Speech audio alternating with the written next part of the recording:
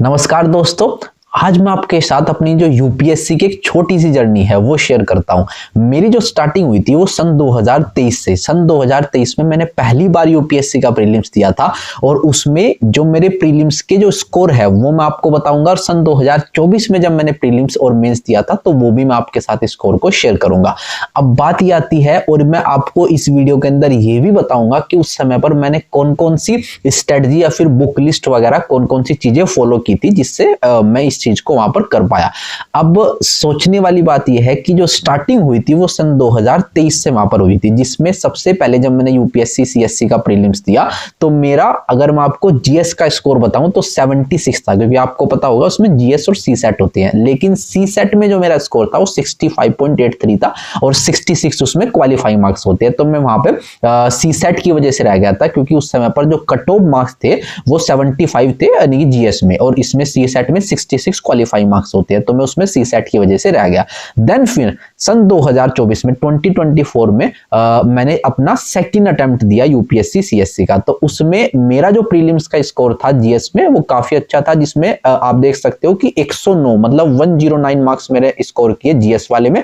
और जो cut off थी वो आपको 87 पर देखने को मिलेगी, मतलब कट ऑफ से भी अच्छा खासा स्कोर था मेरा। उसके बाद अगर आप सी सेट देखोगे, क्योंकि सन 2023 में मैं सी सेट के अंदर ही फेल हुआ था, कितने से 0.17 मार्क्स से। लेकिन इस बार मैंने सी सेट के अंदर भी काफी वर्क किया था, तो मेरा जो स्कोर था सी सेट में वो भी आपको 100 मार्क्स देखने को मिलेंगे सन 2024 में। तो मैं क्वालिफाई कर गया सीएससी का प्रीलिम्स 2024 में। देन फिर मैंने मेंस के लिए अपीयर किया। अब आप देख सकते हो कि मैं आपको अपनी जो मेंस की मार्कशीट है वो भी मैं आपको शो करवा रहा हूं कि मेरे मेंस में क्या स्कोर बना था सन 2024 में।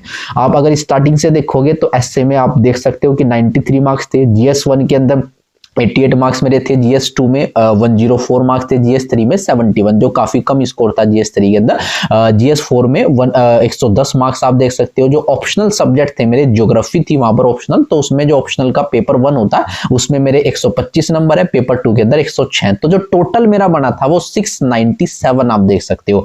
तो ये मेरी यूपीएससी का सीएससी का मेंस था सन 2024 का, जिसको मैं क्वालिफाई नहीं कर पाया था। देन अगर मैं आपको बताऊं, अब सोचने वाली बात है कि अब मैं 2026 का यूपीएससी सीएससी टारगेट कर रहा हूं, तो मैं आपको अपनी स्ट्रेटजी शेयर करना चाहता हूं कि आखिरकार मैंने 2023 में और 2024 में कौन सी स्ट्रेटजी फॉलो की थी जिससे मैं कुछ थोड़ा बहुत इंप्रूव अपने आप को कर पाया। तो अब मैं स्टार्टिंग जो करता हूं स्ट्रेटजी की वो कहीं ना कहीं बुक लिस्ट से, क्योंकि हमें आपको ये अंडरस्टैंडिंग होनी चाहिए कि यूपीएससी का जो पेपर होता है सीएससी का वो इज ऑल अबाउट अंडरस्टैंडिंग।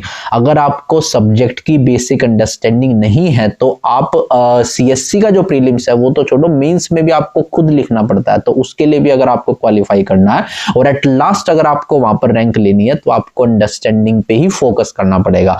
आप रिमेंबर तो करनी पड़ेगी बहुत सारी चीजें, लेकिन अंडरस्टैंडिंग जो है वो बेसिक फाउंडेशन की तरह काम करता है। अब स्टार्टिंग करते हैं हम से बुक लिस्ट से कि कौन कौन सी मैंने बुक कौन कौन सी फॉलो की थी। अब बुक लिस्ट को लेकर भी बहुत सारे वेरिएशन रहते हैं, लेकिन मैं अपनी बुक लिस्ट बताऊंगा क्योंकि मैंने बहुत ही फाइनाइट सोर्सेस को फॉलो किया था, ज्यादा मतलब इस तरह की किताबें नहीं पढ़ी थी। ठीक है, अगर मैं स्टार्टिंग करूं हिस्ट्री की किताब से, तो हिस्ट्री में अगर आप एंशिएंट हिस्ट्री देखोगे तो जो क्लास 11th की आपको आर.एस. शर्मा होती है। उसके बाद जो मिडिवल हिस्ट्री होती है उसमें सतीश चंद्र होती है। मॉडर्न के लिए मैंने स्पेक्ट्रम पढ़ी थी राजीव एरजी की। अगर ये हिस्ट्री के बाद अगर हम ज्योग्राफी की बात करें तो ज्योग्राफी में जो क्लास 11th की फंडामेंटल ज्योग्राफी होती है और दो किताबें होती है, एक तो फंडामेंटल ज्योग्राफी को लेकर, एक एनवायरमेंट जो इंडियन फिजिकल एनवायरमेंट होती है उसको लेकर, और जो क्लास 12th की अगर ह्यूमन ज्योग्राफी की फंडामेंटल की किताब होती है वो पढ़नी है। ये 3 किताब होगी ज्योग्राफी के लिए। साथ साथ में अगर आप चाहें तो जीसी को भी पढ़ सकते हैं वर्ल्ड ज्योग्राफी के लिए, क्योंकि वो भी उसकी भी जरूरत पड़ती है। तो ये 4 किताबें ज्योग्राफी के लिए। अब हम जाते हैं पॉलिटी के लिए, तो एक ही यूनिवर्सल किताब है, वो है लक्ष्मीकांत। देन हम पॉलिटी के बाद अब हम बात करते हैं कि आपको इकोनॉमिक्स के लिए कौन सी किताब पढ़नी पड़ेगी। तो इकोनॉमिक्स के लिए आप मुरुनल सर के नोट्स भी फॉलो कर सकते हैं, या फिर संजीव वर्मा जी की किताब है इकोनॉमिक्स की, वो भी आपको जरूर पढ़नी है। तो ये 2 किताबें हैं इकोनॉमिक्स के लिए। उसके बाद अब आपको पता होगा कि यूपीएससी में एनवायरमेंट एंड इकोलॉजी का भी पोर्शन आता है, वो सीएससी प्रीलिम्स में भी है। अभी मैं आपको एक क्लैरिफाई कर दूं, केवल मैं जो बुक्स बता रहा हूं ये यूपीएससी सीएससी की प्रीलिम्स की स्ट्रेटजी है। अभी मैं मैं मेंस के ऊपर नहीं गया, और उसमें भी जीएस के पोर्शन की स्ट्रेटजी है, मैंने सीसेट के बारे में भी मेंशन नहीं किया, वो आपको फर्दर वीडियोस में देखने को मिल जाएगा। अभी हम केवल जीएस के पोर्शन पर है, जो जनरल स्टडीज आता है पेपर 1 जो आता है वहां पर यूपीएससी सीएससी में।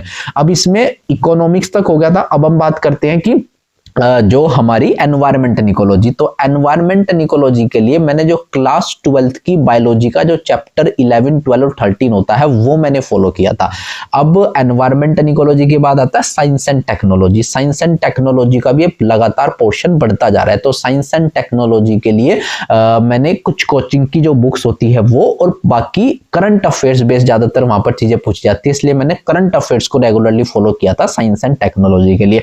अब बात ये आती है कि यूपीएससी के प्रिपरेशन में आपके करंट अफेयर्स का बहुत ही इंपॉर्टेंट रोल प्ले करते हैं। उसके लिए हमें क्या फॉलो करना है, उसके लिए आपको द हिंदू या फिर द इंडियन एक्सप्रेस का न्यूज़पेपर, उसके लिए आप एक काम कर सकते हो कि जो दीपक कुमार यादव का जो यूट्यूब चैनल है उस पर वो द हिंदू का एनालिसिस अपलोड करते हैं, तो आप उससे हेल्प ले सकते हो, एनालिसिस देख सकते हो, और ताकि आपको क्लैरिटी हो जाए टॉपिक को लेकर, ठीक है। उसके बाद अगर हम देखें कि एक आती है पीटी 365, विजन आईएएस की पीटी 365, वो आपको जरूर पढ़नी है और हर एक सब्जेक्ट की पढ़नी है, ठीक है। आप हिस्ट्री वगैरह की स्किप कर सकते हो, लेकिन ज्यादातर सब्जेक्ट की आपको वहां पर कवर जरूर करनी है, जैसे कि एनवायरमेंट एंड इकोलॉजी की, इकोनॉमिक्स की, और जो साइंस एंड टेक होती है, इन तीनों की तो आपको जरूर करनी है, क्योंकि लगातार यूपीएससी के अंदर इनका वेटेज बढ़ता ही जा रहा है। बाकी तो आप स्टैटिक्स से भी कवर कर सकते हो, लेकिन इन तीनों के लिए तो आपको पीटी 365 कंपलसरी आपको कवर करनी है, ठीक है।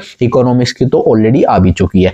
अब ये तो बात थी यूपीएससी जीएस की जो बुक लिस्ट थी वो मैंने आपको बताई, साथ साथ में पीटी 365 जो पढ़नी है वो मैंने आपको मेंशन कर दी। अब बात आती है घूम फिर के कि टेस्ट सीरीज जो होती है, मतलब स्ट्रेटजी आपको कैसे वहां पर फॉलो करनी है।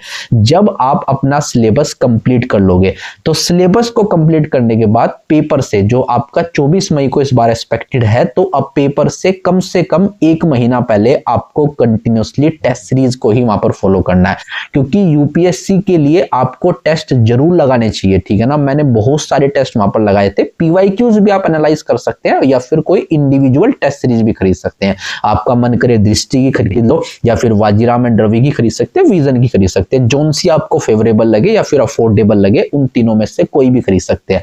एक फ्री ऑफ कॉस्ट भी सोर्स बता देता हूं, जैसे इनसाइट पर, जो इनसाइट आईएएस करंट अफेयर्स के नाम से, वहां पर आपको गूगल पे मिल जाएगा, उस पर स्टैटिक क्विज भी होते हैं, करंट अफेयर्स के 55 क्वेश्चन आते हैं वहां पर, 5 क्वेश्चन, तो आप वो भी कर सकते हैं वहां पर डेली, आप मतलब अपने रिविजन्स की फॉर्म में भी इसको कर सकते हो। अब बात ये, अब एक क्वेश्चन वहां पर बनता है कि ये सारी चीजें जब आप टेस्ट सीरीज वगैरह कर लोगे और ये सब कुछ कर लोगे, उसके बाद जब आप पेपर में जाओगे तो आपको पहले पीवाईक्यूज को एनालाइज करके जाना है, क्योंकि बहुत सारी चीजें ऐसी होती है, बहुत सारे पैटर्न ऐसे होते हैं जिससे आपको ये समझ आएगा कि यूपीएससी जो क्वेश्चन पूछ रही है उसमें जो कुछ वर्ड्स ऐसे होते हैं जिन पर आपको स्पेसिफिक फोकस करने की जरूरत होती है, तो आपको पीवाईक्यूज एनालाइज करके ही पेपर में जाना है, क्योंकि अगर आप उसके बिना चले जाओगे तो आप कहीं ना कहीं पेपर के साथ फेमिलियर नहीं होगे, आप अपनी टेस्ट सीरीज को लेकर दिमाग में रखोगे, उसी हिसाब से आंसर लगाओगे। तो आपको यूपीएससी के पेपर में जाने से पहले पीवाईक्यूज को एनालाइज करके जरूर जाना है कि वो कैसे क्वेश्चन पूछती है और किस तरीके से हमें उसका आंसर करना है। उसके लिए भी मैं फर्दर वीडियोस लेकर आ जाऊंगा।